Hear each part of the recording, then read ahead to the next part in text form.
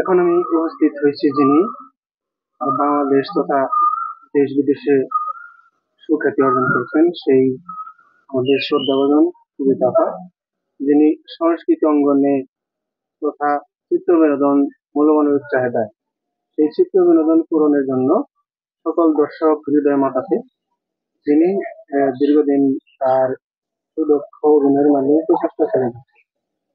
এখন জানবো সেই কবিতা আমার কাছে। কবিতা আপা, আপনি কেমন আছেন? অনেক ভালো আছি।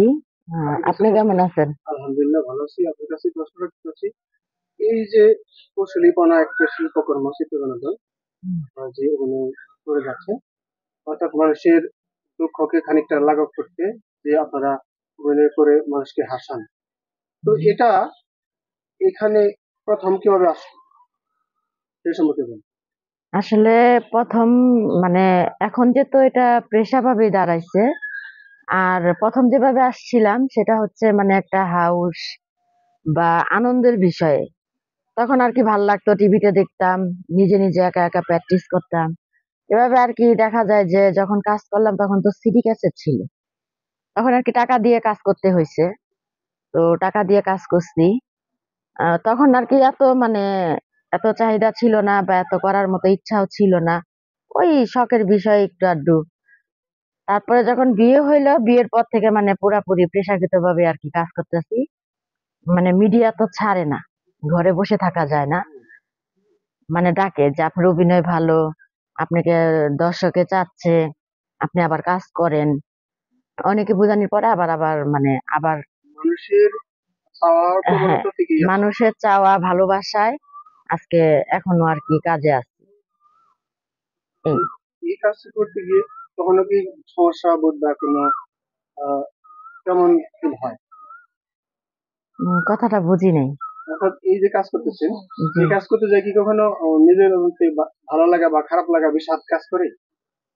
আসলে কি বলবো, শীতের দিনে কাজ করতে খুবই ভালো লাগে। গরমের দিনে কাজ করতে মানে ইচ্ছা হয় না। যেহেতু মিডিয়ায় হাজার অনেক সুন্দরও যদি থাকে মেয়েরা, তারপরেও মেকআপটা নিতে হয়, ড্রেস আপ করতে হয়, কসমেটিক্স পরতে হয়। তো আসলে শীতের দিনে এগুলা পরলে এতটা খারাপ লাগে না বা ভালোই লাগে। কিন্তু এখন যে গরম, এই গরমে মেকআপ তো মুখে রাখাই যায় না। আর এই যে ড্রেস আপ পরা, একটু পর পরই মানে নতুন নতুন কাপড় পরা, কসমেটিক্স পরা বা চিল্লায় কথা, আমার ক্যারেক্টারটা তো খালি ঝগড়া করা। ঝগড়া করা, চিল্লায় চিল্লায় কথা বলতে হয়, আমার অনেকটাই খারাপ লাগে। তারপরেও যখন দেখি যে না, দর্শক ভালোবাসে, ভালো ভালো কমেন্ট করে, আমাকে চায়, তখন এই কষ্টটা আর কি ভুলে যাই। তখন ভালোই লাগে, যে তখন আর ওই কষ্টটা মনে হয় না যে না, আমি কাজ করতেছি, এই কাজে অনেক কষ্ট হইতাছে। যখন দেখলাম যে না, অনেক মানুষে ভালোবাসে, অনেক মানুষের অভিনয় দেখে, বা অনেকে মেসেঞ্জারে ফোন দেয় যে আপু কাজ করেন না কেন, নতুন গল্প পাই না, তখন দেখা যায় যে আর কি করতে হয়, দর্শকদের ভালোবাসার জন্য করতে হয়। আপনার শিক্ষণীয় মানুষের জন্য হাসির মাঝে কিছু শিক্ষা গ্রহণ করুক এমন কিছু কি আপনারা এখন করা শুরু করবেন? শিক্ষাভাবে তো করা হয়, দেখা যায় অনেকটা ফ্যামিলির মধ্যে হয়তো কারো মা রাগী থাকে, কেউ ভাবি রাগী থাকে, কেউ বড় বোন রাগী থাকে। তখন সেই ক্যারেক্টারটা আর কি আমি পাই, ওই ক্যারেক্টারটা নাকি আমার অনেক ভালো হয়। তো এটা তো শিক্ষাজনক, মানে পৃথিবীতে এখন বর্তমান যা হচ্ছে, যা ঘটতেছে, ওইগুলাই তো আমরা তুলে ধরি। একটা সংসারের ভিতরে বা একটা পারিবারিক ব্যাপারের ভিতরে যা হচ্ছে, বউ শাশুড়ি যা হচ্ছে, সৎ মায়ের সাথে যা হচ্ছে, ওইগুলাই তুলে ধরতেছি। ধন্যবাদ, শুভকামনা থাকবে আপনাদের প্রতি। এই সংস্কৃতিটাকে বাঁচিয়ে রাখেন, হুম, যাতে সমাজের মানুষ লাভ করতে পারে আপনাদের দেখে, হুম। কিছুটা সময় হাসতে পারে। আর সেই দৃষ্টিভঙ্গি থেকে আপনারা এগিয়ে যান, অবনত থাকবে। মূল্যবান সময় প্রদান করেছেন এজন্য অসংখ্য ধন্যবাদ। এই মুহূর্তে আচ্ছা, দর্শকদের উদ্দেশ্যে আপনি কি বলতেছেন? দর্শকদের উদ্দেশ্যে বলার মানে কি আর বলবো, কিছু বলার নাই। দর্শকের উদ্দেশ্যে যে যেখানে আছে সবাই ভালো থাকবেন, সুস্থ থাকবেন। আপনারা দোয়া করবেন আমাদের জন্য, যাতে আপনাদেরকে ভালো ভালো গল্প দিতে পারি। ভালো ভালো কিছু মানে গল্প সেইভাবে মানে দিতে পারি, আপনারা হাসতে পারেন। আসলে এখন মিডিয়াতে আগের যে মানে কৌতুক অভিনয় ছিল, এখন কিন্তু অনেকটাই নাই।